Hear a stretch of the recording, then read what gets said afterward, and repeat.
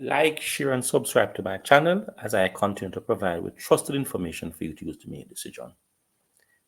Today, I want to look at truth and knowledge. I've had many discussions over the years with persons, and I always ask the question, what is truth?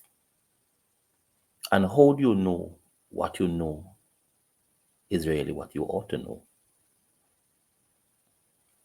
I start this presentation by asking a question to persons who are listening to what I have to say. And my question is, how certain are you that your father is your father? What proof do you have that he is your father? And what's the truth? So, my presentation will anchor a number of things in that regard and allow you to understand clearly how it is that we know things and whether some of the ways that we think we know things, whether they are truth or otherwise. So let us look at an issue here. So the issue is truth and knowledge. So the title of my presentation is Understanding Ways of Knowing Knowledge, Truth, from a scientific perspective, from a non-scientific perspective in terms of how we know things. Now, a number of objectives that I have in terms of one, on completion of this, you'll understand the scientific ways of knowing, the non-scientific ways of knowing, the characteristics of a particular approach, whether it's tradition or otherwise, as well as matters relating to the scientific approaches and the non-scientific approaches in terms of what those things are, just for an understanding of the issue that I want to discuss. So I want to bring you to start somewhere. And I'm going to ask you to think with me because I want this to be a lesson for a person to understand clearly. This is relating to truth and knowledge. Describe for me a concept about knowledge and how you come to that knowledge of things. Then I want you to advance the idea that there are different ways of knowing things. Then I want you to think as well, like to outline some of the broad categorizations into scientific ways of knowing and non-scientific ways of knowing. So when you describe for me, how do you garner knowledge of an issue? And how do you came to realize what you know on a matter? There are many ways that we know things, particularly those persons of African descent and those persons who are from non-African descent. The African descent individuals, a number of things that we know are by tradition, where we sit down with our grandfathers or parents or mothers, and they tell us things. And it's a critical part of why many blacks are afraid of issues as a result of some of the stories that they were told when they were child or children. And one such thing is the matter relating to Dopey. All right, it's a critical thing. And a number of us were told Anansi's stories with Tukuma. And there are many other stories that we were told via oral tradition. Another way of knowing things is by common sense. And what is common sense? Where we define common sense as really a practical, everyday reasoning that people use to make decisions. Then another way that we also know things is by intuition. So you will become aware now from me saying this now that these things are the non-scientific ways of knowing. One, oral tradition, you're told things passed down from one generation, one or other generations to your generation. Then there's another way that you know things just by common sense, and one way by intuition. And a number of us, in terms of this matter relating to intuition, is because person just have an hunch. A number of us we say we have an hunch about things.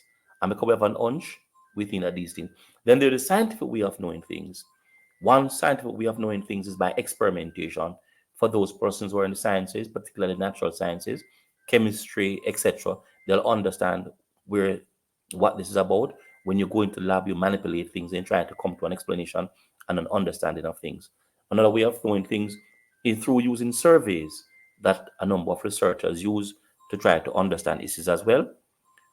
Then Let's now look at the two spectrum of actually knowing. The scientific way of knowing things, when you can actually test, you can verify, you can validate issues.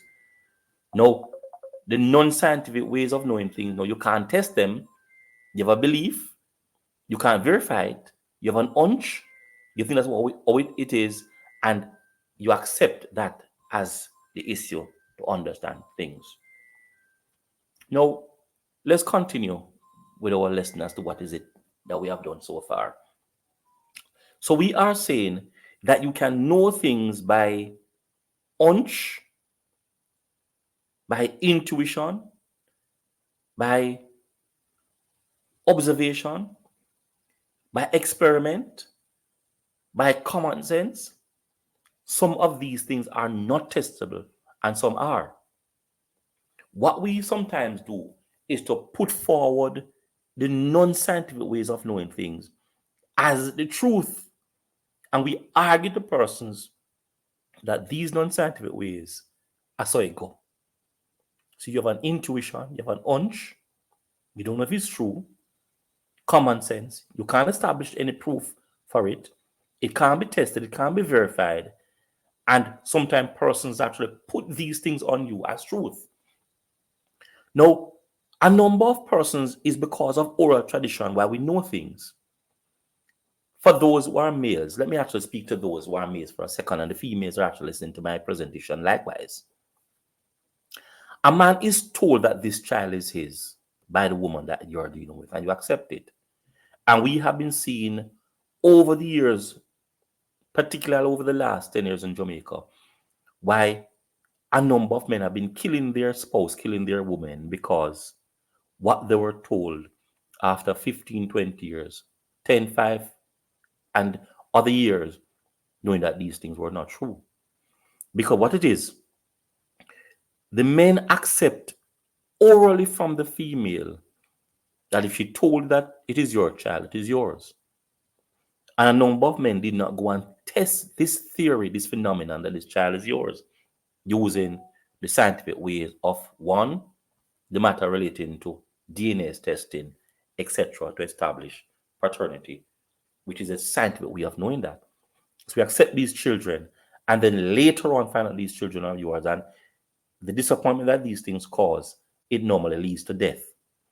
So I'm asking the question, therefore, when you think sometimes you know the truth, what you really know is intuition, what you really know is oral tradition, what you really know are people's perspective that are unverifiable, untestable, and you accept these things as laws and sell them to other persons as truth.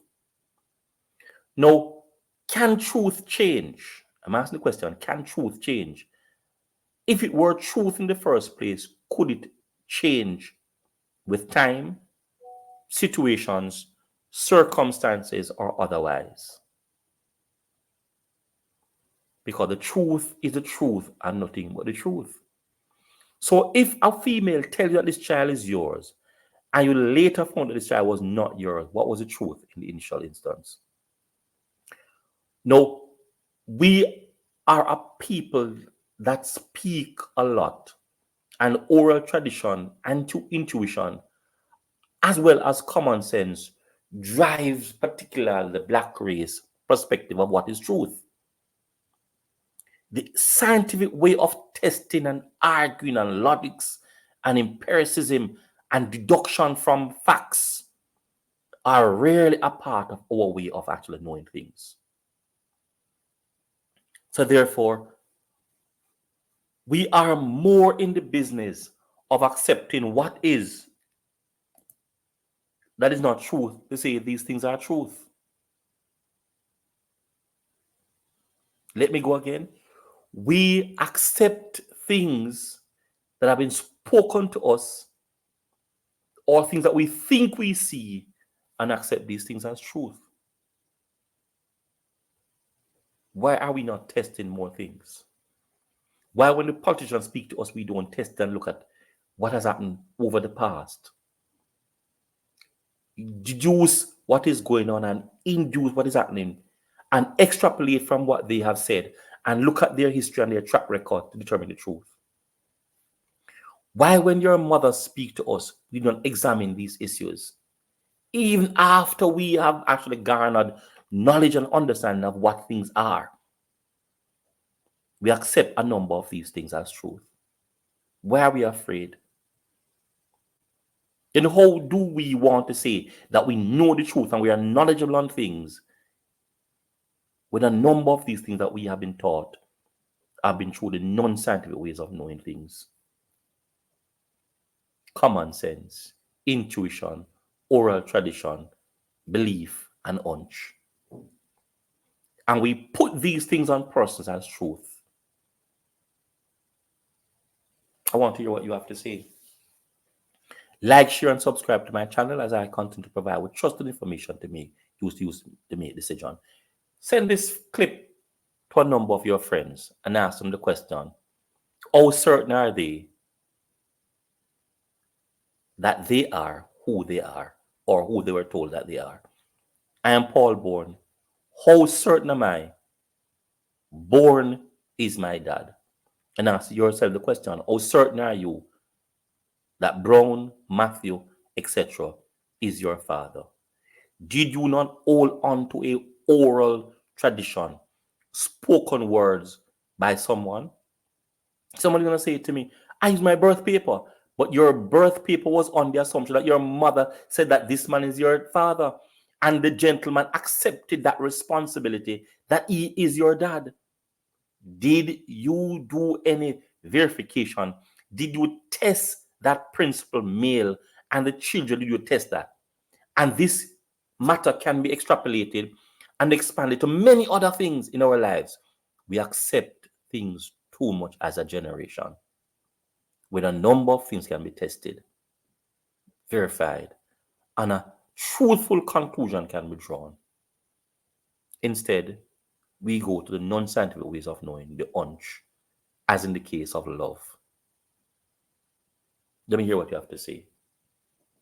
I'm out.